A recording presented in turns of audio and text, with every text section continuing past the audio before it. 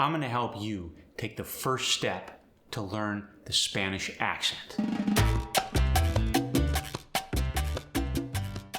I don't want you to have the same fear that I did for years, going up on stage, worried what other people are thinking, or fearing that I'm not going to do the accent justice. Don't do that. Have fun with it. Explore. You want to be able to embody characters from all over the world. The resonance, that's the quality of sound. It's different everywhere. So let's get familiar with first the English resonance and then the Spanish resonance. In English, the resonance is right in the middle of the mouth, right here.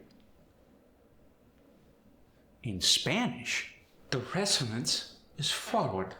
The tongue pushes the teeth, and it's kind of a nasal sound.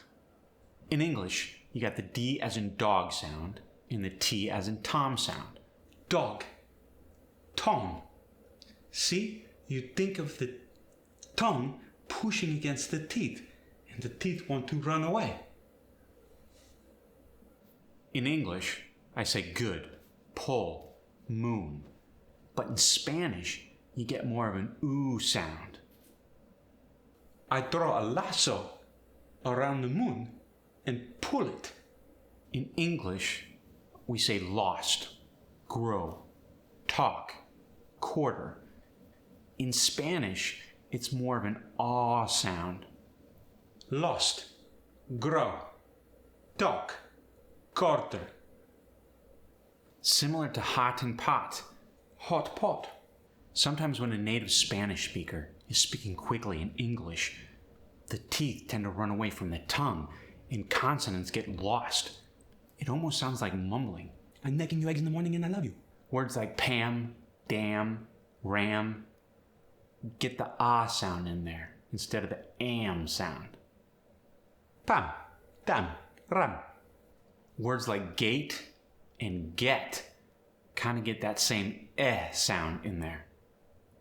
Get. In English, the I sound often gives the I sound, like interest or sit. But in Spanish, it sounds like I instead of I. Interest. Sit. If you're a native Spanish speaker from Spain and you're speaking Castilian style, the S gets the TH sound. For example, Casanova becomes Cathanova. And here's a fun one. Mississippi becomes Mississippi. The SH sound is going to change to the CH sound. For instance, I should shave my shaggy beard. I should shave my shaggy beard. I should. The Y sound gets changed to the J sound. For instance, yellow becomes jello. Yosemite is where you should have went yesterday to buy yeast. Yosemite is where you should have went yesterday to buy yeast. If an R comes at the beginning of a word or the end of the word, it gets a slight roll to it. For instance, Roberto becomes Roberto. Tour becomes tour. Better becomes better. A more aggressive rolled R comes when there's a double R. For instance, terror becomes terrible, and horrible becomes horrible. Roberto has a horrible car. Roberto has a horrible carro. Quite often, when a native Spanish speaker is speaking English, the G is going to just kind of fade away from words. For instance, playing, running, or singing. Playing, running, singing. Sometimes there's Spanish words that sound like English words, only there's a slight difference. There's an E at the beginning of the word. So a native Spanish speaker, when they're speaking English, is going to add that E to English words. For instance, Spain or study. It is a special to go to a study in Spain at the school. The Z sound is going to change to the S sound. For instance, zoo, lazy, zero, praise. Su, lazy, zero, praise. Try this. Praise the lazy birds who eat peas in the zoo. Praise the lazy birds who eats the peas at the zoo. Many Spanish words have a tilde over the N. That gives the N the ñ sound, like señor. In English, we don't have that tilde. But I guess there could be cases where a native Spanish speaker just automatically adds the tilde onto a word with N's in it. For instance, banana may become, I love the banana. There's differences in the Spanish accent depending on what region you come from. For example, if you're embodying a character who's speaking Spanish and is from Cuba, you're not going to say the S. For instance, como estás becomes como está. ¿Cómo está? A native Spanish speaker from Puerto Rico might not even say the R. For instance, Puerto Rico becomes, I'm from Puerto Rico. Here's one you can have fun with. A native Spanish speaker from Argentina replaces SH a lot for the Y sound. For instance, yo me llamo becomes Yo me llamo.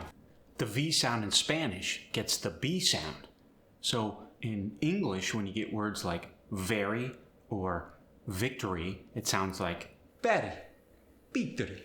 Vicky is very vivacious on Valentine's Day. Say it. Vicky is very vivacious on Valentine's Day. The J gets the H sound. Jeff jumps for joy when he gets jello. Hef hums for joy when he eats hello.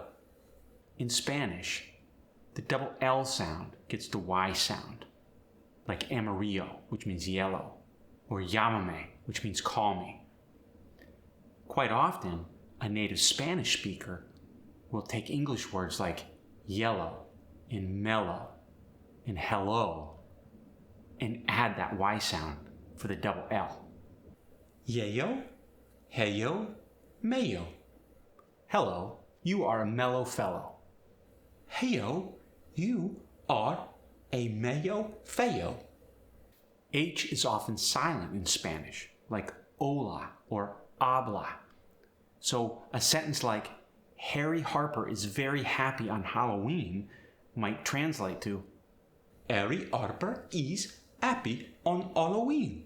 The U is often muted in Spanish, like que or quien. Therefore, when a Spanish speaker is speaking English words like queen, queer, queasy, quickly, it might come to Keen, kier, keezy, keekly. the queer queen quickly felt queasy. The kier keen, keekly felt keezy. There's things you can have fun with when bringing a Spanish dialect to the stage. If you're embodying a character from Mexico, Mexican Spanish speakers often get labeled as punching their words. It almost sounds like they're angry when they're really not. For instance, I love this cake on the 4th of July. that's not always the case. In some parts of Mexico, instead of punching their words, they might speak with more of a sing-song tone. For instance, It makes me angry when you call me names. that was awesome. So there you have it, some guidelines that'll set you off on your path to speaking with a Spanish accent, on stage, in front of the camera, with your friends. Have at it, and don't forget, I love you. Te amo. And don't forget, subscribe, like the video, make a comment. Jefe will respond.